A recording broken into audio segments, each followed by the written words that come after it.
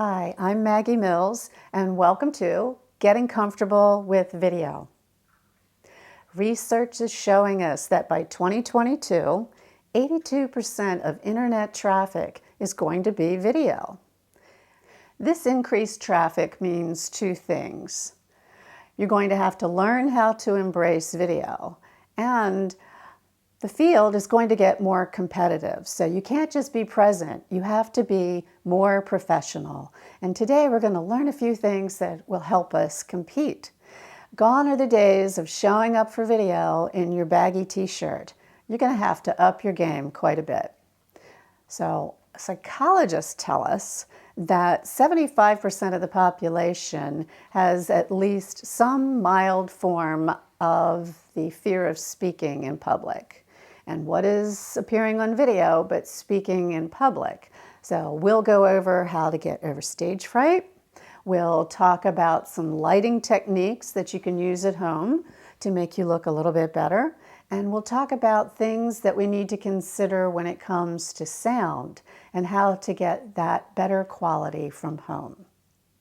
Now, if you're the kind of person who thinks that, hey, everybody's doing it, I can go to the coffee shop and shoot myself with this phone and it'll be great, well, then this course probably isn't for you. If you're the kind of person who wants the competitive edge, then stay tuned because we'll be learning together. Now, I'm fortunate enough to have my friend Larry Monteith come over and help me today. Larry is a professional videographer who has shot commercials and he has shot TV, and most recently he is coming off the road from a campaign with a presidential candidate. So I'm very fortunate to have him here today showing me the ropes. So let's get started. No, you have not accidentally stumbled into MTV Suburban Housewife Edition. This is actually the segment we're calling Location, Location, Location. Before you are ready to shoot your actual video, you're going to do some test shooting. And I want you to walk through your house and take a look at it through the lens. Now, I love my home and I have what I consider to be many memories around here. They're sentimental, they make me happy, but we all know Marie Kondo would call it clutter. And as much as I like my clutter, it doesn't really look good in the background of a professionally shot video.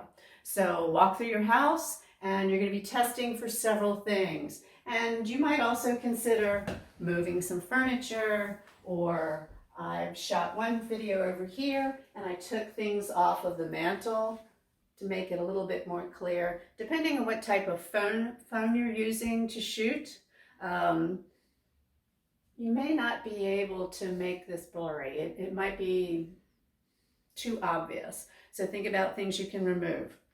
Also, something you want to bear in mind as you're experimenting with these videos in different rooms, different times of day, this is something you don't want to do. I might have a lovely halo right now, but see how dark I got? And as we discuss, more light is better. It's actually more flattering. And here's some of the gadgets we're going to be talking about later. Some of the goodies that we can use. But now the light will be beautiful because it's all. So now that we've turned around, we've got the light coming this way, which is much more flattering, isn't it?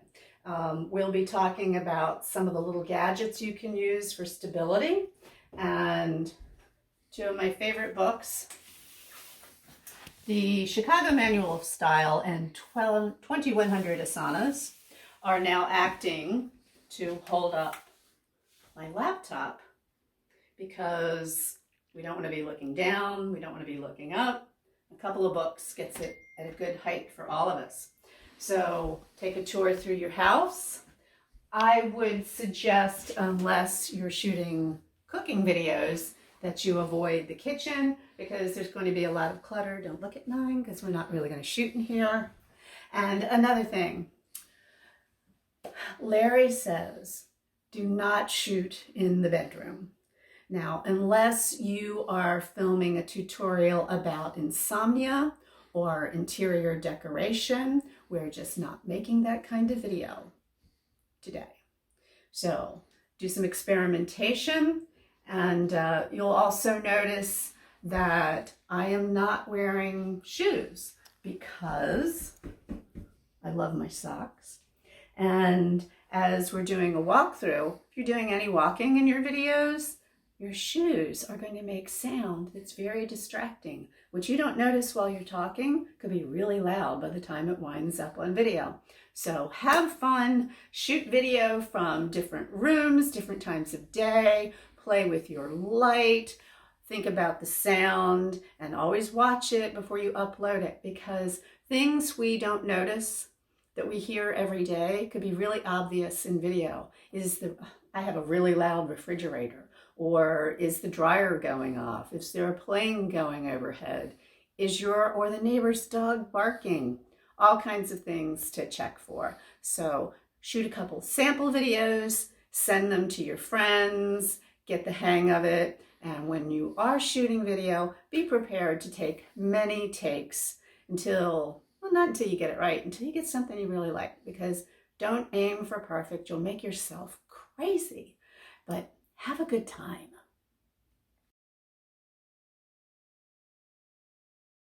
Okay, in this segment, we're going to talk about lighting.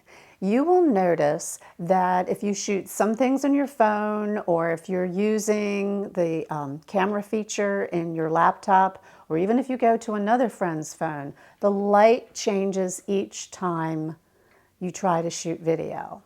So bear that in mind. Another thing to bear in mind is as you take a tour through your house, you don't want to be positioned in front of the window, because that will make your face look dark. You'll look like a halo.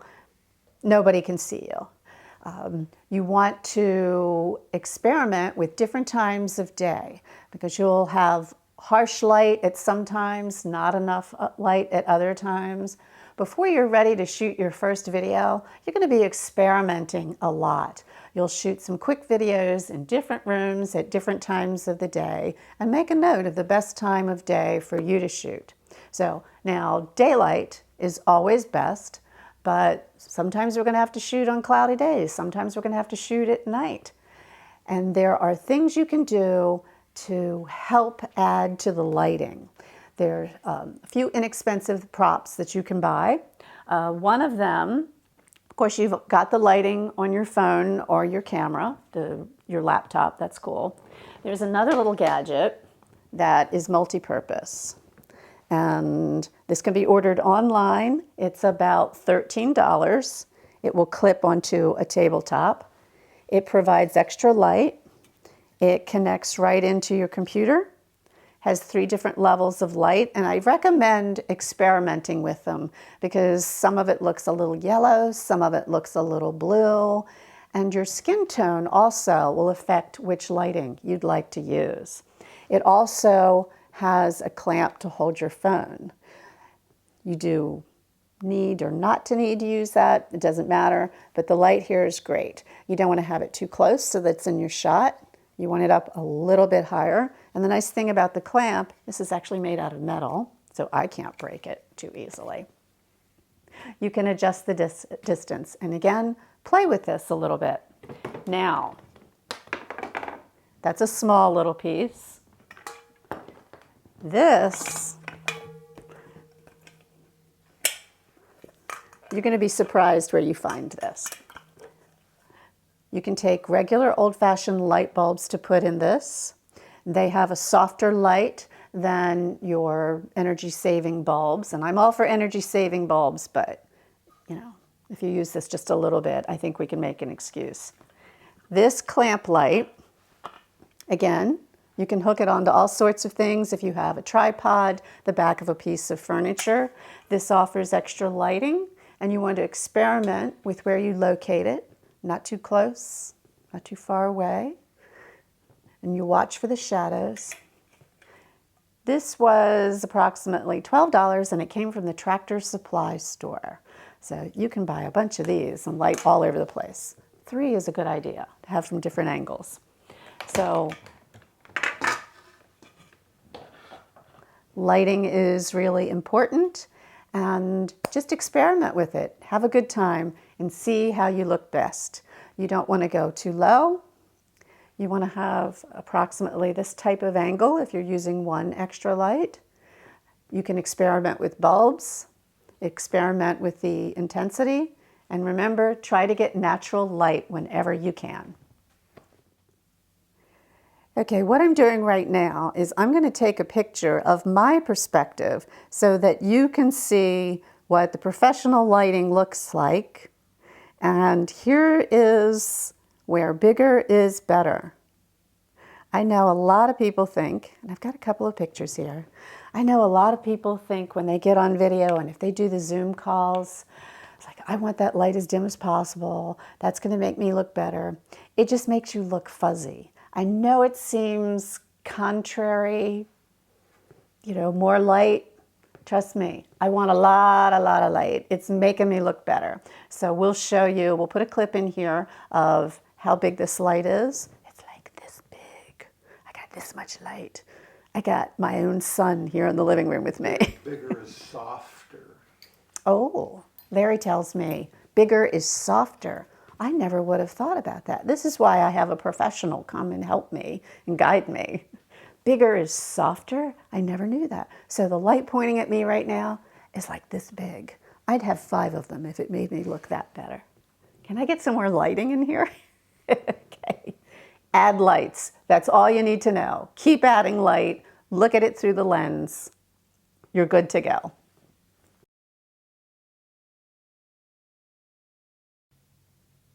In this segment, we're going to talk about sound. When you're walking around the house, shooting your quick little 60-second experimental videos, when you play them back, listen to the sound difference in every room where you decide to shoot. You will notice that rooms with very high ceilings, rooms with a lot of windows, very large rooms, your sound is going to be much more tinny. So you'd like to avoid those. Also, if you are shooting in a room with hardwood floor or tile floor, you're going to get much more echo and not hear the words as distinctly as you would in a room with wall-to-wall carpeting. And you can always take a spare rug and throw it down where you're shooting. Any room that has more textile, and again, that would include the carpeting, but if there are more curtains, more upholstered material, that also softens the sound a little bit. Okay, we're going to do a before and after with this shot. Larry is shooting me using a very good phone, but we're setting a really bad example right now because this is all of the stuff you shouldn't be doing. I am in a room with hardwood flooring. There's a stairway here that goes up 2 floors, very high ceiling. And the sound is just going like this. I sound like I'm talking from a tin can, but by just stepping forward about 7 feet and walking into the next room, as I walk, you can hear how the sound improves greatly. So that may not have a lot of stuff in there. It may not be very cluttered in that room. And I've got an overhead light, which probably isn't very flattering. But by bringing it forward 8 feet, it sounds so much better. And I'm not even using a professional mic right now. This is all off of the phone. Now there are things you can do to augment the sound. I've been mic'd up professionally by Larry here today to get the most out of my voice, and because you all deserve the most professional shot. But microphones are available. Again, you can buy anything over the internet. You can spend between $29, $300, and there's several varieties. You can use this mic, which is in the $79 range, and it will plug directly into your smartphone. You can use a Bluetooth mic. You can spend hundreds and hundreds of dollars and get a boom mic that hangs over your head. The choice is yours, how deeply you want to invest in this. But the most valuable thing you can do is to shoot your experimental 60 seconds in different rooms and see which sounds best for you.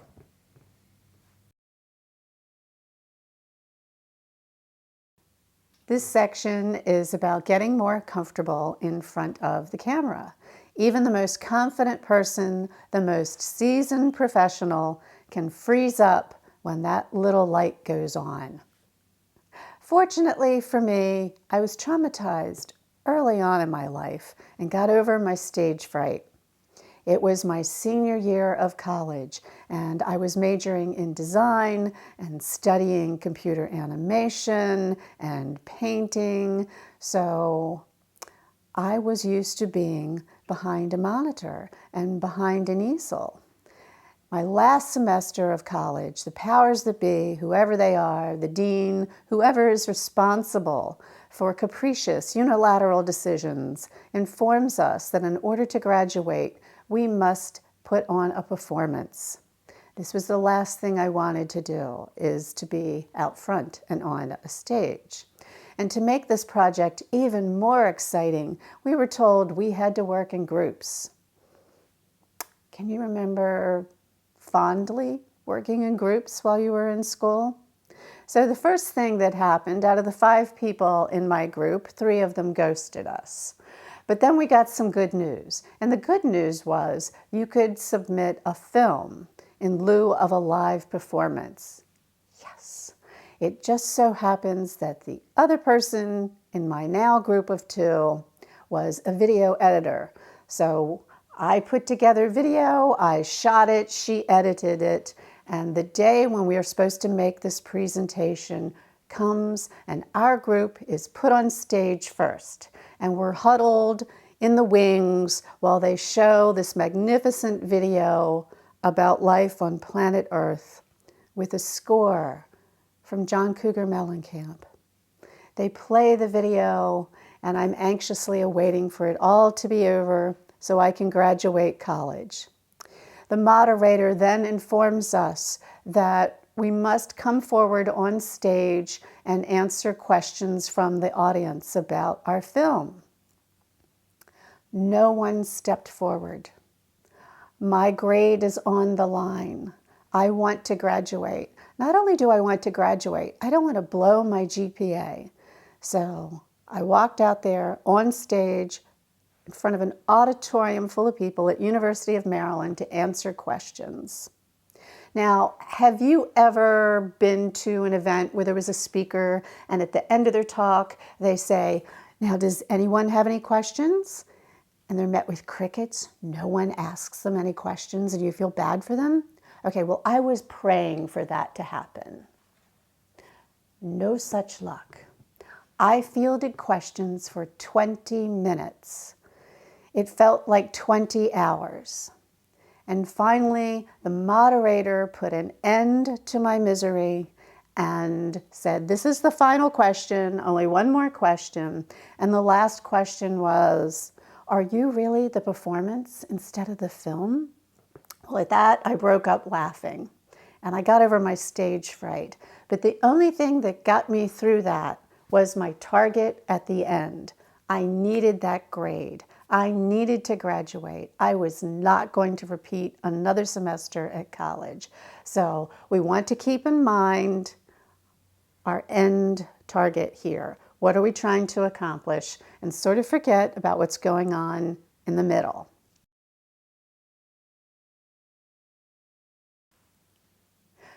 Now, one of the things that will make you appear more comfortable in front of the camera is to get a little stability in your life.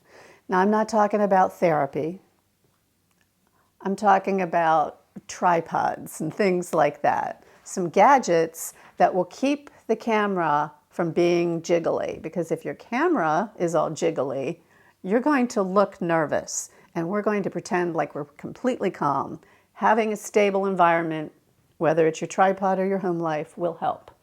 Now, You can purchase relatively inexpensively a tripod, because you can buy anything online, and the prices will range from $20 to $900, and they are designed to hold your phone. You probably don't want to spend $900 on something just to hold your phone, but that's entirely up to you how much of a gear geek you want to be. And these work really well. You can have all kinds of heights, all kinds of angles. You can reach over and still touch your phone. That's wonderful to use. Another cool gadget that will help you get some stability in your life is this little doodad. And first of all, it's fun to play with. It has this arm here that will hold your phone. You can set it on a desktop. And I took mine camping with me and would attach it to tree trunks and the side view mirror of the car. Not while I was driving, I think more of my phone than that when we were stopped. So this is cool to take with you on the go. And again, will make you look a little bit more stable, whether you are or not. Another thing to consider is when you're using your laptop or your tablet. I've even seen people, how they got their own laptop to jiggle. I don't know whether it was on a shaky table or what. But if you're using your laptop, please don't look down like this. Now, looking down into the lens can occasionally make you look a bit more authoritative, but mostly we're just looking up your nostril, and that is not an attractive look. If your desktop or your tabletop isn't the right height, books, or turn a stew pot upside down. Whatever you have, try to raise this up to your eye level. Some people like it to go a little bit above. They feel like that makes the neck look better. It just makes me look as absolutely short as I am. And then you're looking up to people. So experiment, once again, on the best angle for you and try to get some stability in your life. Next, we're going to talk about Larry's #1 rule in shooting video, and it's going to surprise you. Larry's #1 rule: don't use a script. When we use a script, we tend to make ourselves even more nervous because we're busy trying to remember those exact words. Now, for me, this is really a challenge because I'm a writer, and I come up with these wonderful scripts. I write them for other people, I write them for myself, and oh, I sound so good, and I remember everything, and I make these great points. However, that's a cause of nervousness, trying to memorize. So instead, write an outline before you're ready to film that particular segment. Look at your outline for your bullet points as a reminder of what you want to talk about. Now, Because you want the tone to be conversational. okay.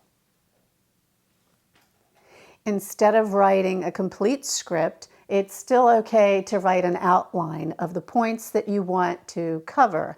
And this is because you want it to seem a little bit more conversational instead of so rehearsed. You can tell people who've really been trying to stick to their script and they're not as natural. Now, there's another method we can use to make it a little bit more natural. You've skipped the script, you've got an outline, and the camera's rolling, and all you see is the lens, and you're thinking, this is it, this is the deal, I'm talking to the camera. Well, what I want to tell you is, you've probably heard it said, pretend your audience is naked. Terrible advice, because if I'm pretending that I'm seeing you naked, it's going to look a lot like this. That's not a good look for any of us. What you can do, and pretending is good. We're on video. This is theater. Pretending is good.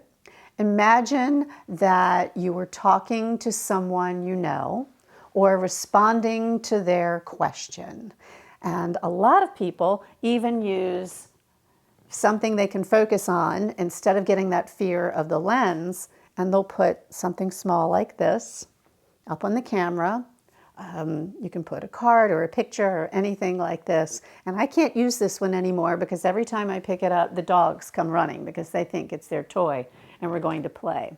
So imagine you're having a conversation with someone and you're responding to questions they've asked you because you know what you're talking about. That's a good way to keep it a little more casual and a less of that fearful look, like, oh my gosh, what was I getting ready to say? Now, here's the best part. You can go off script as much as you like, and some of your best material is really off script because it's occurring to you naturally.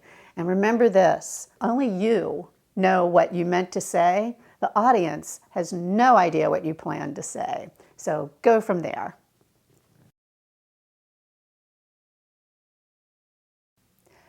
Okay, when your lighting is ready and your sound is ready and you're happy with where you're going to shoot, it's time to turn on the camera.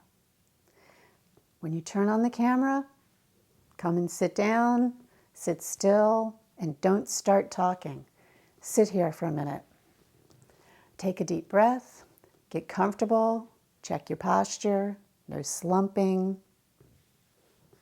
Smile without grimacing. And then get started. And when you start to speak, don't go right into the meat of your content immediately because there's always a few seconds lag while people are getting adjusted to your video and they're not going to hear what you say right away. And those first few seconds are very easily edited off of the video, even on your phone. It's easy to chop those first few seconds and you look more prepared. Now, the same holds true when you finish speaking. Just stop and wait for a few seconds. Then get up and go turn off your camera because this way, I know you're relieved to have this all over with, but you don't have those, oh my gosh, thank goodness it's over look, and you're jumping up ready to turn off the camera. So again, those can be edited out at the end. Of course, there's always going to be a difference between cameras, phones, and professional equipment. The difference you will notice on what's included in the frame, the quality of the light, the quality of the sound. And there's another thing to watch out for. If you're watching yourself in the viewfinder, in the camera while you're shooting, you see one thing. And when you get that onto your laptop to edit or upload it somewhere, it might appear completely different.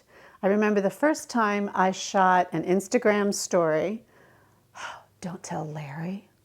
But I was walking through the house holding the phone like this. Well, not only was I jiggly, I saw myself on the phone. I really liked the way it was framed. And then when I saw it uploaded live for my dozens of viewers to see, it had cropped me in such a way that my cute little top was completely cut off and I looked like I was walking through the house naked talking to you. And that is really not the best look for me. So another reminder, not only do all your cameras look different, please view everything before you upload it. It might be cropping different from one phone to the next, from one camera to the next. Quality is always different. And one more thing to consider is always shoot horizontal. Hold your phone this way as opposed to this way because it does give it a more professional look. You'll never see a professional videographer going vertical. Think about movie screens. It's always going to be horizontal. And those are today's tips for getting more comfortable with video.